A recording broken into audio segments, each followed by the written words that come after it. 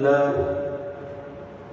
الذي خلق الموت والحياة ليبلوكم أيكم أحسن عملا وهو العزيز الغفور.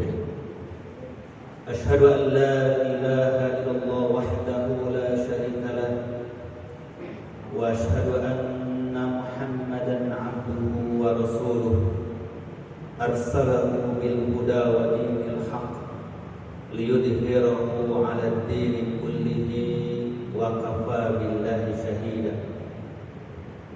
فإن أفضل الصلاة والسلام على أشرف الأنبياء والمرسلين وعلى آله وأصحابه ومن استنى بسنته إلى يوم الدين. أما بعد، فيا عباد الله، أوصيكم وإياي بتقوى الله وطاعته فقد فاز المتقون. فقال الله تعالى في كتابه الكريم: أعوذ بالله من الشيطان الرجيم، يا أيها الذين آمنوا اتقوا الله حق تقاته ولا تموتن إلا وأنتم مسلمون. وقال رسول الله صلى الله عليه وسلم: اتق الله حيثما كنت وأتبع السيئة الحسنة تمحوها وخالق الناس بخلق حسن. Sadaqallahul azim wa sadaqa rasulun nabiyul karim. Para jamaah sidang Jumat rahimakumullah, marilah mengawali pelaksanaan Jumat kita yang penuh keberkahan ini, menyanjungkan setulus-tulus syukur kita kehadiran Allah Subhanahu wa taala sebagai keinsafan kita bahwa tidak ada nikmat karunia yang kita peroleh melainkan semuanya datang dari hadirat Allah Subhanahu wa taala. Demikian pula setinggi-tinggi dan seutama-utama salawat semoga tercurahkan kepada uswah dan qudwah kita semua, suri teladan kita, Nabi tercinta Nabi Muhammad sallallahu alaihi wasallam beserta seluruh kerabat keluarga beliau, para sahabatnya dan umatnya yang setia hingga akhir zaman. Mari kita jadikan kesempatan Jumat ini sebagai sarana kita untuk senantiasa menyegarkan iman kita, memupuknya dengan ilmu dan amal saleh, yang dengan itu semua semoga Allah meningkatkan martabat kita jadi orang-orang yang bertakwa di pandangannya insyaallah. Di antara tujuan penting dari ibadah Jumat yang Allah syariatkan kepada kita satu hari dalam satu pekan adalah sebagai sarana zikir yang sebenar-benarnya. Sebagaimana Allah firmankan, ya ayyuhalladzina amanu idza nudiya lis-sholati min yaumil jum'ati fas'au ila dzikrillah wa dzarul bai' dzalikum khairul lakum in kuntum ta'lamun. Wahai orang-orang yang beriman, jika kalian diseru, dipanggil di sebahagian waktu dari Jumat itu, fas'au ila dzikrillah, bersegeralah untuk berzikir kepada Allah. Jadi Allah sediakan satu waktu yang khusus yang disebut dengan hari Jumat, yaitu Sayyidul Ayyam, penghulu hari dalam sepekan, karena Allah istimewakan di dalamnya dengan penciptaan cikal bakal nenek moyang manusia, yaitu Adam. Di hari Jumat ini pula Allah muliakan sebagai hari kita menyembah kepadanya secara berjamaah. Dan di hari ini pula Allah peringatkan bahwa akhir dari kehidupan manusia berakhir di hari Jumat ini, yaitu Yaumul Qiyamah, hari kiamat. Maka di antara makna daripada berzikir artinya ingat, sadar, insaf. Kita sebagai manusia tentu saja diberikan oleh Allah nurani hati kita, qalbu, akal, pikiran, begitu pula kesadaran iman. Tapi kita juga diberikan oleh Allah sebagai penggoda hidup kita, yaitu hawa nafsu, bisikan syaitan. Maka dalam kehidupan manusia senantiasa diliputi oleh sifat lupa dan sifat salah. Al-insan mahal khata wa nisyan. Manusia tempatnya lupa dan salah. Maka untuk menghindari lupa dan salah itulah Allah turunkan kepada kita wasilah, sarana pengingatnya. Beragam macam Allah berikan pada kita pengingat. Terutamalah sholat yang merupakan hubungan manusia dengan Allah sang penciptanya. Wa aqimis sholata lidzikri. Dan tegakkanlah sholat sebagai sarana untuk kamu senantiasa ingat kepadaku. Kenapa kita wajib mengingat Allah dan bagaimana mengingat Allah? Hakikat dari mengingat Allah adalah dengan qalbu kita, lisan kita, perbuatan kita adalah membangun kesadaran dan keinsafan diri kita sebagai insan. Dari mana asal-muasal kehidupan kita, sedang apa kita di sini, dan yang terpenting adalah kemana akhir perjalanan hidup kita. Mungkin manusia menyadari dari mana asal dia diciptakan, sedang apa dia hidup di muka bumi. Tapi apakah menyadari tentang apa yang akan dialami setelah kehidupan ini? Maka itulah yang diingat oleh Al-Quran. Paling tidak dalam 2 ayat Allah mengingatkan kita. Yang pertama Allah firmankan, ahasiban nasu ayyutraka sudah. Apakah manusia mengira bahwa dia diciptakan itu sia-sia? Begitu pula dalam surah Al-Mu'minun Allah firmankan, apa hasibtum annama khalaqnakum abasan wa ilaina la turja'un. Apakah kalian menduga kalian diciptakan sia-sia dan bahwa kalian tidak akan dikembalikan kepadaku? Inilah pertanyaan mendasar dari Al-Quran. Bukan untuk dijawab, tapi untuk mengingatkan. Firman Allah, apakah kalian menduga kalian tercipta dengan sia-sia? Apa maksud tercipta dengan sia-sia? Satu, diciptakan tanpa tujuan. Kesia-siaan itu artinya kehadiran seseorang tanpa suatu tujuan yang jelas. Kita berangkat ke suatu tempat, ditanya mau apa, mau kemana, tidak tahu. Saya juga nggak tahu kenapa berada di sini. Berarti kehadirannya sia-sia. Manusia yang hadir di muka bumi tidak jelas tujuannya untuk apa dia berada, mau kemana akhir perjalanan hidup kita. Berarti menduga hidupnya sia-sia. Maka para mufasir mengartikan abasan dan sudah kesia-siaan di situ adalah annahu la yadri annahu sayub'atsu ba'dal maut. Dia tidak menyadari bahwa dia akan dibangkitkan setelah kematian dari dunia ini. Untuk apa? Yaitu untuk diminta pertanggungjawaban. Kenapa tanpa kebangkitan hari kiamat manusia hidup sia-sia? Betul, sia-sia. Orang yang berbuat baik sepanjang hidupnya, lalu dia meninggal, lalu apa makna kebaikannya setelah dia mati? Cuma tinggal dikenang orang, dianya sendiri tidak mendapatkan apa-apa. Bukankah itu sia-sia namanya? Orang baik meninggal tidak mendapat balasan. Padahal di dunianya dia menderita, dia telah berjuang, banyak orang mengganggunya, menganiayanya, bahkan matinya pun dibunuh orang. Lalu dia meninggal, tidak dibangkitkan dan tidak mendapat apa-apa dari kebaikannya. Bukankah itu kesia-siaan hidup? Lalu buat apa dia berbuat baik? Begitu pula sebaliknya, seorang penjahat penuh harta hidup di muka bumi, segala kejahatan telah dilakukannya, segala keburukan telah ditempuhnya, harta orang dirampasnya, jiwa orang dirampasnya, kehormatannya dia nodai, lalu dia mati, tidak dibangkitkan juga oleh Allah untuk kita pertanggungjawaban. Berarti tidak ada maknanya kejahatan itu, sia-sia juga. Maka kesia-siaan ditafsirkan oleh para ulama, yaitu ketika manusia menduga hidupnya tidak akan dibangkitkan untuk diminta pertanggungjawaban. Berarti sia-sialah amal manusia yang baik maupun yang buruk, sama saja tidak ada pertanggungjawaban. Tidak mungkin Allah menciptakan manusia seperti itu. Yang kedua, para ulama mufasir mengartikan yang dimaksud kesia-siaan itu adalah la yu'maru wa la yunha. Tidak ada pedoman hidup yang mengatur mana yang diperintah, mana yang dilarang. Sehingga yang buruk dengan yang baik sama saja.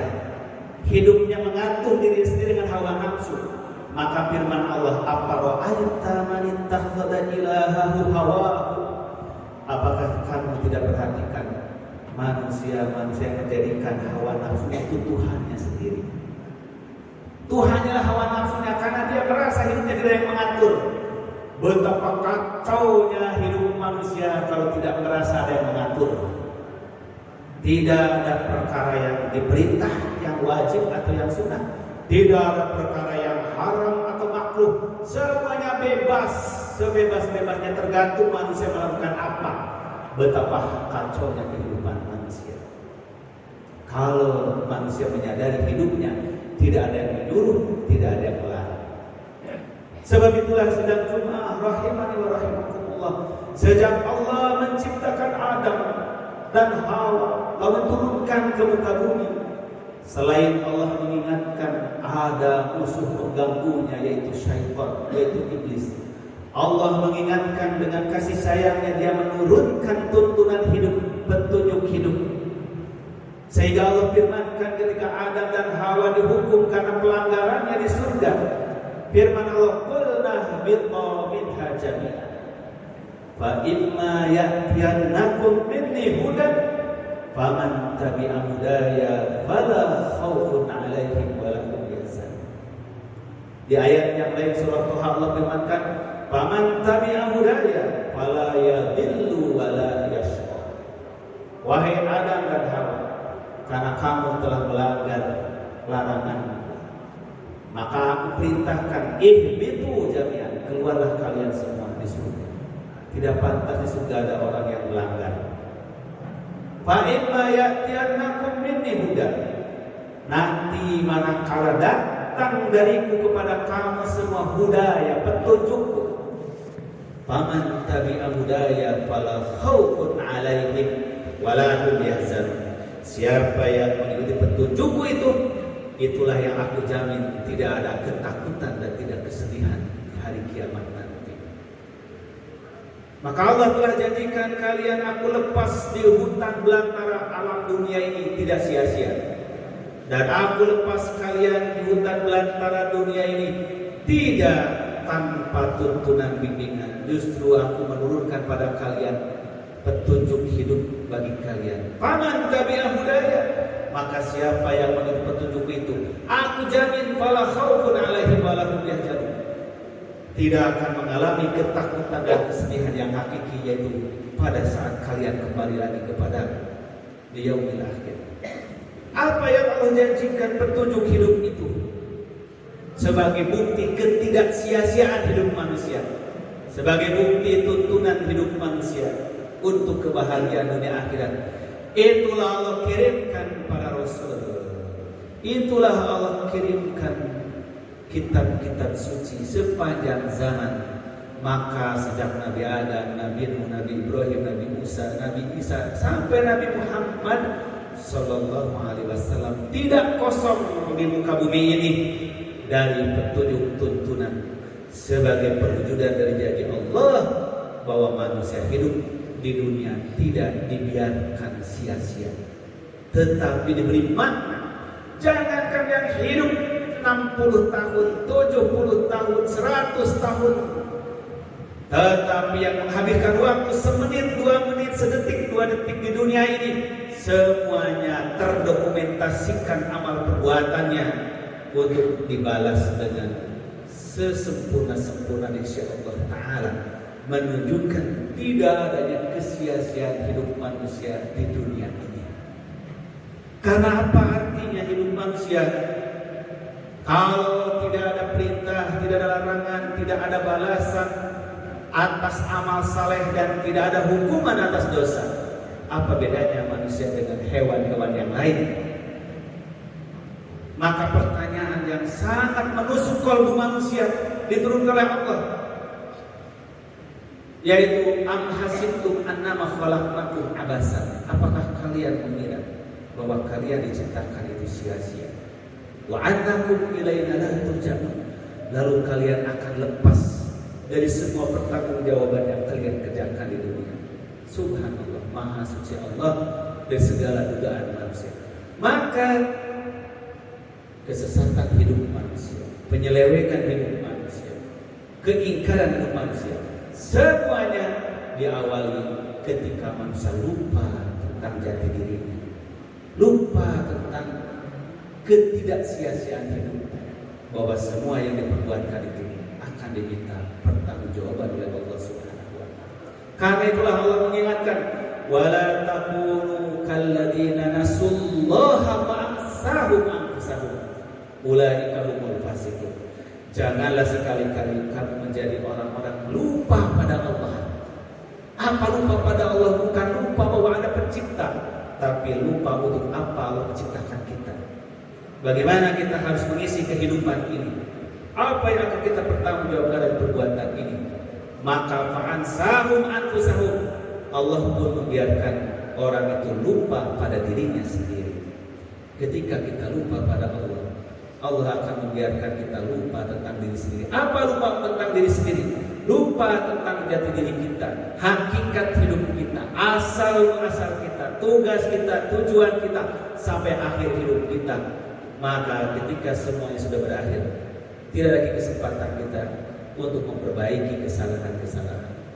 Semoga kita yang hadir melalui pelaksanaan Jumat ini dapat meraih hikmah dan fadilah dari syariatkannya sholat Jumat ini, yaitu fas'au ila dzikrillah, agar kita menuju kesadaran tertinggi, kesadaran kita dengan Allah Subhanahu wa taala, agar kita tidak menjadi orang-orang yang lupa kepada diri sendiri.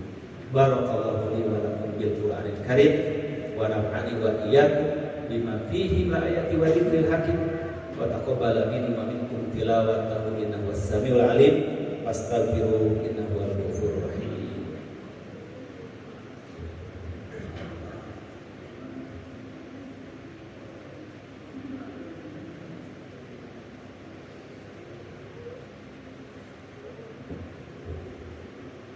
Alhamdulillahi rabbil alamin wa bihi nasta'inu ala umuri dunya wad din. Asyhadu an la ilaha illallah wahdahu la syarika lah wa asyhadu anna Muhammadan 'abduhu wa rasuluh. Assalatu wassalamu ala asyrafil anbiya'i wal mursalin wa ala alihi wa sahbihi ajmain. Amma ba'du.